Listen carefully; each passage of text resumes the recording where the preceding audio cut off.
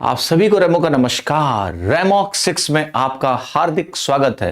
रैमॉक वो सीरीज है जिसमें हम क्वेश्चंस के थ्रू आपके कॉन्सेप्ट्स को बनाते हैं खूब मजबूत।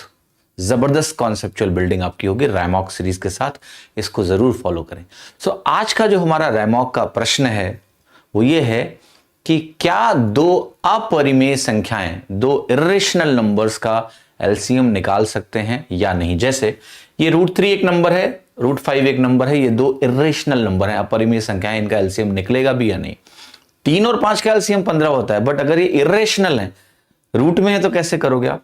ऐसे ही 2√3 और 3√3 का एलसीएम निकलेगा या नहीं निकलेगा।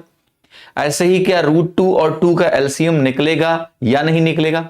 तो बड़ा ही शानदार प्रश्न है। मैं सबसे पहले आपको यह बताता हूं कि किसके किसके एलसीएम निकलेंगे और किसके नहीं निकलेंगे। इसका एलसीएम निकल जाएगा, इसका एलसीएम नहीं निकलेगा, इसका एलसीएम भी नहीं निकलेगा। अब आखिर बात क्या है। ये भी दो अपरिमेय संख्याएं हैं, इरेशनल नंबर हैं, ये भी दो इरेशनल नंबर हैं। यहां नहीं निकला, यहां क्यों निकला। और यहां एक रेशनल एक इरेशनल है, यहां नहीं निकला। तो इसका बहुत छोटा सा लॉजिक है।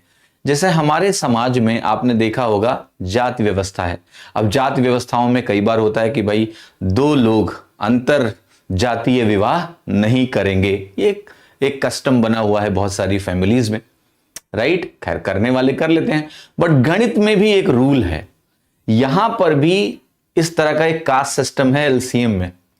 तो ये ऐसा कास्ट सिस्टम है कि भाई अगर दो इंटीजर्स हैं तो दो इंटीजर्स तो अपने आप सेम कास्ट में, उनकी कोई दिक्कत नहीं है। तो वो 2 तिहाई 6 उनका एलसीएम हमें पता है होता ही होता है। इंटीजर्स में समस्या नहीं है।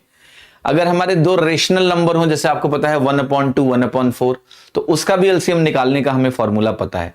लेकिन अगर नंबर इरेशनल होंगे तो इरेशनल नंबर का जो एलसीएम है वो पॉसिबल है अगर वो सजातीय हो, सेम कैटेगरी के हो।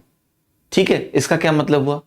इसका मतलब ये हो गया कि अगर दोनों में √3 मौजूद है, जो इरेशनल पार्ट है वो दोनों में सेम है, सेम जाति का है, तो एलसीएम निकाला जा सकता है। तो जब आप यहां एलसीएम निकालने जाओगे 2√3 और 3√3 का, तो आप पहले यही चेक करोगे कि क्या √3 जो इरेशनल पार्ट है वो सेम है।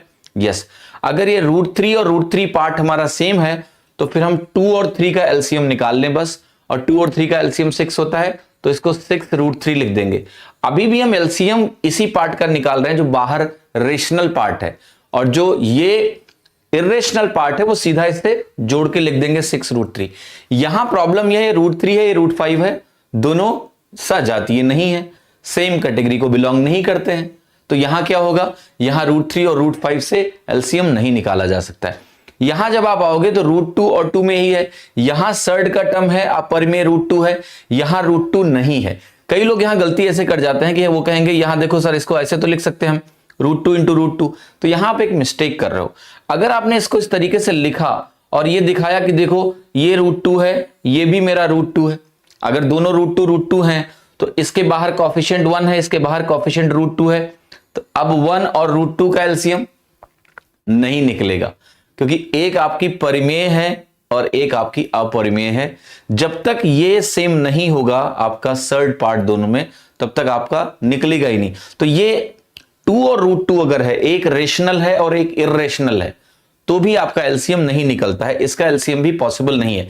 एलसीएम निकालने की सिंपल सी कंडीशन है इरेशनल नंबर में कि जो सर्ड वाले टर्म है वो एग्जैक्टली सेम होने चाहिए। खैर, अगर मैं आपको ऐसा दे दूं कि मेरे पास एक √2 है और एक वैल्यू मैं आपको दे दूं √8, और मैं कहूं कि मुझे बताओ इसका एलसीएम क्या होगा, तो यहां ऐसे मत बोलना कि ये √2 है, ये √8 है, दोनों डिफरेंट जातियों को बिलोंग करते हैं, तो यहां एलसीएम पॉसिबल नहीं होगा। ऐसा नहीं है, क्योंकि √2 और जो √8 है इसको मैं 2√2 लिख सकता हूं। तो ये एक्चुअली में सजातीय ही है, √2 है। तो ये वैल्यू आपकी √2 जो है एक अलग से लिख लो, और फिर ये इसका कॉफिशिएंट 1 और 2 का एलसीएम क्या हो जाएगा 2, तो ये इसका एलसीएम आपकी वैल्यू आ जाएगी 2√2। ठीक है। तो अगर कोई रेशनल इरेशनल नंबर ऐसे दिया हुआ है कि अंदर से बाहर लाना कुछ पॉसिबल है, जैसे मैं 27 लिख दूं यहां पर, तो 3 लाना बाहर पॉसिबल है, तो वो बाहर लाके फिर देख लो कि क्या ये सेम बन रहा है, √2 सेम बन रहा है, तो 2 और 1 इसके बाहर, उसका एलसीएम निकाल के आप वैल्यू लिख सकते हो। तो ये जो कास्ट सिस्टम है एलसीएम में यार, ये खत्म होना चाहिए कि नहीं होना चाहिए? होना चाहिए। मैथ्स को थोड़ा सिंपल रखो, फर्जी में इसमें भी कास्ट सिस्टम लगा के इसको कॉम्प्लेक्स कर दिया है इन लोगों ने। चलो होमवर्क देता हूं और इसका आंसर सभी लोगों को कमेंट करना है। होमवर्क का क्वेश्चन नंबर 1 है कि आपको एलसीएम निकालना है। एलसीएम ऑफ आपको बताना है कि अगर मैं यहां पर लिखता हूं √2 और यहां पर मान लिया मैं लिखता हूं √32, तो इसका एलसीएम निकलेगा कि नहीं निकलेगा, क्या होगा लिख के बताओ। और एक लिखता हूं क्वेश्चन नंबर 2, और वो क्वेश्चन नंबर 2 है कि मेरे पास यहां √2 है और यहां पर मेरे पास √128 है, बताओ इसका एलसीएम निकलेगा कि नहीं निकलेगा। एक क्वेश्चन नंबर 3 मैं आपको दे रहा हूं कि मेरे पास है 5√5 और एक है मेरे पास यहां पर वैल्यू √250, आपको बताना है कि इसका एलसीएम निकलेगा कि नहीं निकलेगा। इसका आंसर आप कमेंट करके जरूर बताइएगा। आशा करता हूं कि आपको इस क्लास से काफी कुछ सीखने को मिला होगा। रैमॉक सीरीज को फॉलो करते रहिए और इस वीडियो को लाइक करना ना भूलें। मिलते हैं अगले वीडियो में। धन्यवाद, thank you so much, bye bye.